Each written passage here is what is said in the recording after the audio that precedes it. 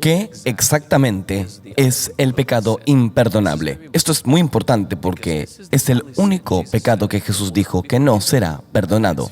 Y eso da miedo a algunas personas. Desde adolescente, yo luchaba con pensamientos intrusivos para decir cosas en contra del Espíritu Santo. Tenía siempre este miedo de ser enviado al abismo si simplemente dijese algo contra el Espíritu Santo. ¿Qué pasa en el contexto del pecado imperdonable? ¿Qué dijeron los padres de la iglesia sobre el pecado imperdonable? Así, tal como cuáles son las primeras 3 características principales de una persona que comete este pecado. También mencionaré 6 cosas que este pecado imperdonable no es. Y finalmente voy a traerte 3 señales de que tú no lo has cometido. Así que por favor quédense hasta el final de este video, creo que será realmente una gran bendición.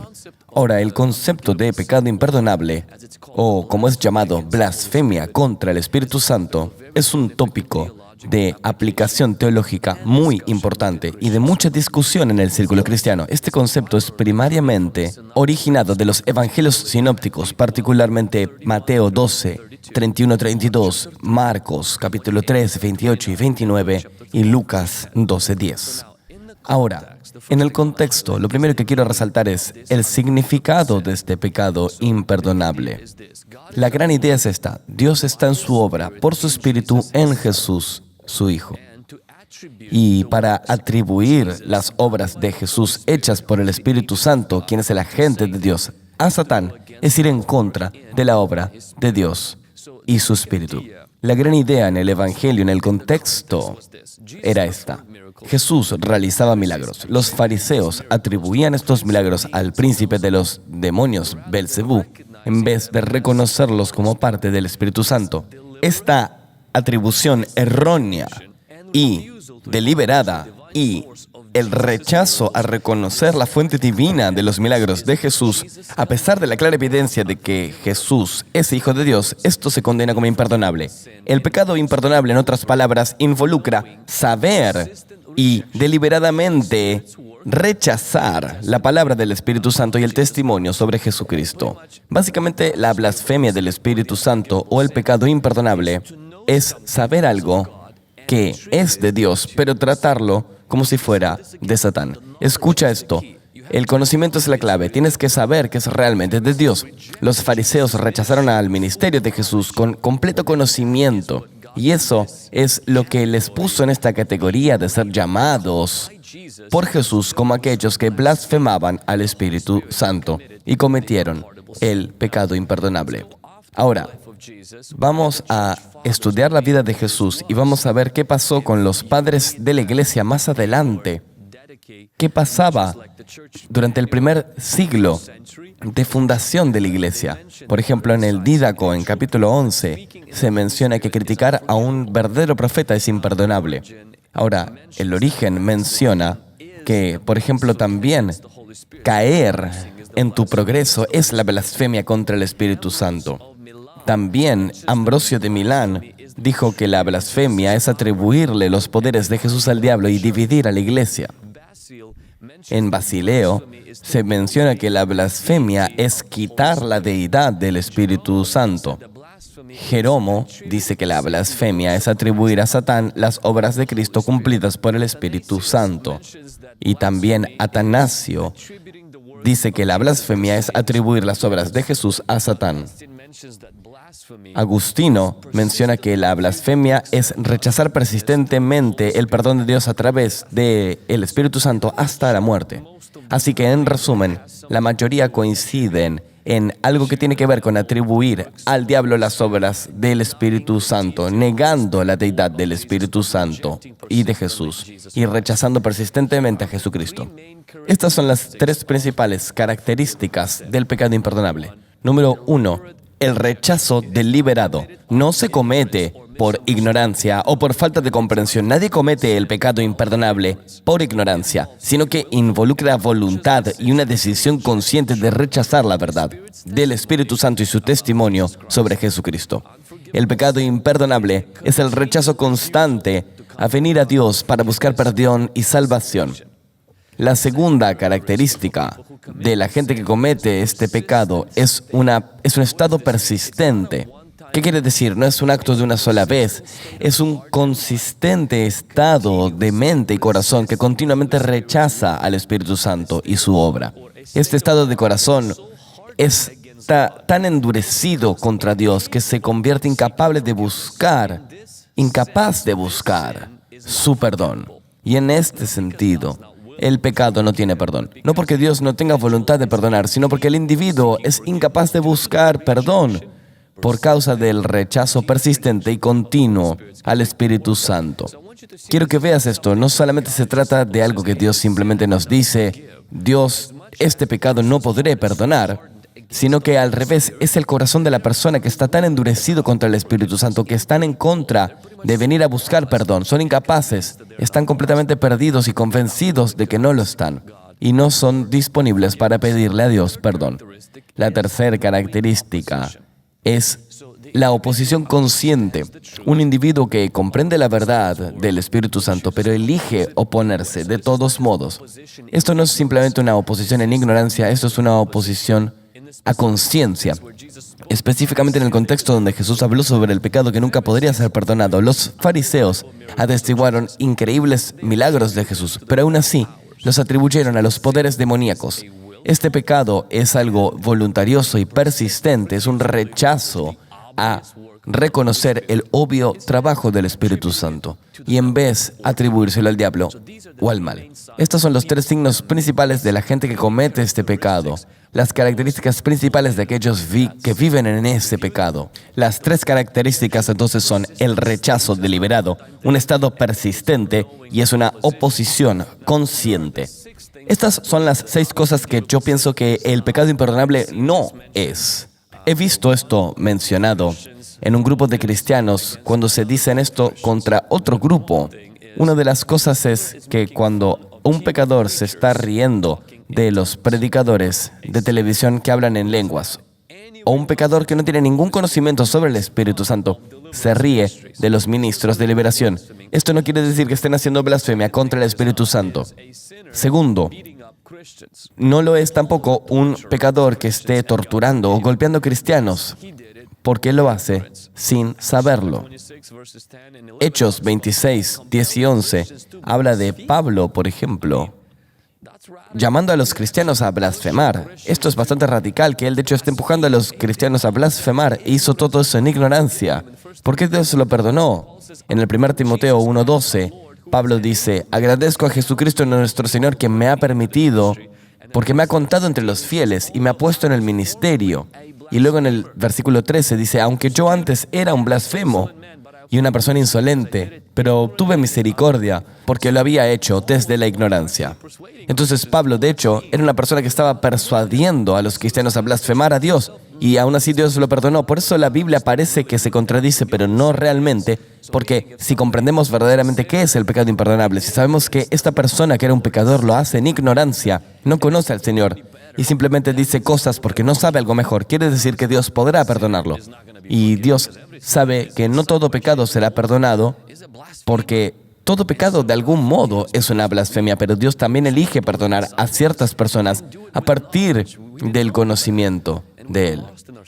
Ahora, otra cosa que el pecado imperdonable no es tener una recaída siendo cristiano. Ahora, un padre de la iglesia mencionó que si tú tienes una recaída, tú haces una blasfemia. No pienso que eso sea verdad, porque piénsalo, hay cristianos que tienen recaídas, por ejemplo, David, que cometió adulterio, cometió asesinato, y hablamos de realmente recaída en esteroides, pero él se arrepintió y Dios lo perdonó. Pedro, quien niega a Jesús 3 veces y Dios lo perdona. Si un cristiano tiene una recaída, van a haber consecuencias, sí, y van a estar en peligro de alejarse del Señor completamente y contristar al Espíritu Santo al punto en el cual se endurezca tanto su corazón que ya nunca quieran volver. Pero una recaída no automáticamente constituye pecado imperdonable. Lo siguiente que el pecado imperdonable no es que alguien no pentecostal riéndose de los pentecostales. Las personas no pentecostales tienen una comprensión limitada del Espíritu Santo y solamente se les da responsabilidad hasta su nivel de comprensión. Hay gente que, por ejemplo, no cree en hablar en lenguas, no cree en nada de esas cosas, ni siquiera creen en los dones del Espíritu Santo. Son cristianos que básicamente se suscriben a una visión cesacionista del poder del Espíritu Santo y, por supuesto, se ríen de la gente pentecostal, por ejemplo. Les dicen nombres, inclusive ves sus manifestaciones del Espíritu Santo y dicen, eso es un espíritu maligno. Hay conferencias sobre esto, hay documentos sobre esto. Y muchas veces los carismáticos o pentecostales estamos como, ellos están blasfemando al Espíritu Santo al hacer esto, cometiendo pecado imperdonable. Y yo no lo pienso. ¿Por qué? Porque ellos van a ser responsables hasta el nivel de su comprensión. Ellos no tienen esa comprensión y por ende esto no es blasfemia contra el Espíritu Santo. No puedes tomar esto y empujarlo a cada cristiano que sea que haya dicho algo contra los carismáticos o lo que hacen, incluso sobre el movimiento del Espíritu Santo, como si todo fuera blasfemia, porque técnicamente lo que significa es que todos ellos irían al infierno y todos ellos no estarían salvados, y eso es mucha gente. Si ves el contexto, tú ves que esta oposición deliberada contra Cristo y esta resistencia contra el mensaje de Jesucristo, y algunos de estos no pentecostales, no carismáticos, simplemente no les gusta a los carismáticos. Y hay cosas que los carismáticos hacemos que honestamente yo no los culpo 100% por esto. La otra parte que el pecado imperdonable no es cuando un pentecostal acusa a otro pentecostal de estar operando por el diablo. Porque el pentecostal puede no estar en la presencia de un hombre o una mujer, él está acusando, él tiene que ser corregido, pero eso es un error. Eso no es blasfemia. La blasfemia requiere conciencia y sabiduría. Hay youtubers, por ejemplo, hoy, hay gente en Facebook, gente que escribe libros sobre ministros en particular, que nunca han estado en la presencia ni siquiera han probado lo que el Señor está haciendo a través de su ministerio. Y simplemente han visto algunos documentales o han visto algunos clips y han escuchado a alguien decir algo y simplemente lo repitieron por los views y los clics. Y al principio parece como, oh Dios, están atribuyendo esto a las obras del diablo. No tan rápido. Simplemente son ignorantes. Y algunos de ellos están cometiendo un gran error. Pero eso no quiere decir que sean blasfemos. Tenemos que entender mejor las cosas, relajar un poco. Y lo último, que yo no pienso que sea un pecado imperdonable, es cuando un cristiano, bajo la presión de pensamientos intrusivos, dice algo malo sobre el Espíritu Santo.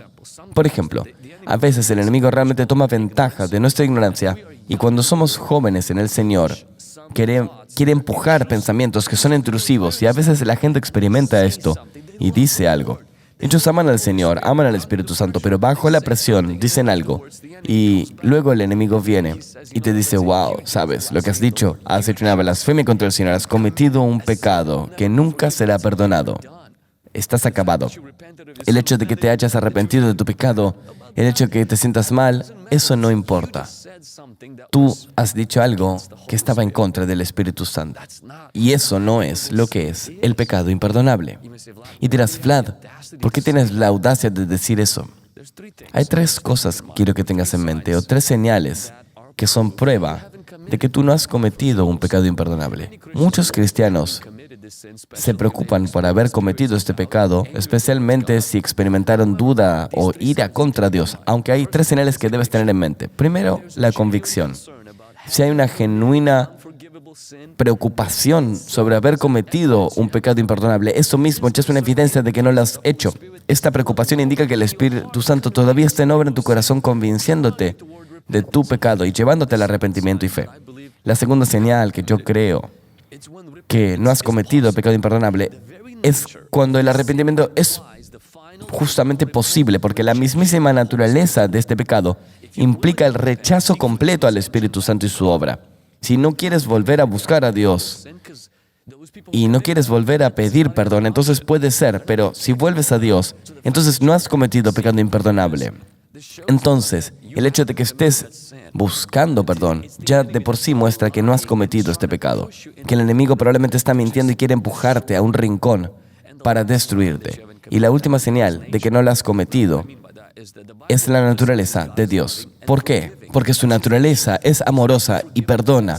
Esa es su naturaleza y Él perdona todos los pecados cuando uno se arrepiente. Ahora, el énfasis en el pecado imperdonable en el Evangelio nos sirve no para instalar el miedo, sino para advertirnos contra las durezas del corazón y las severas consecuencias de persistentemente rechazar la salvación de Dios.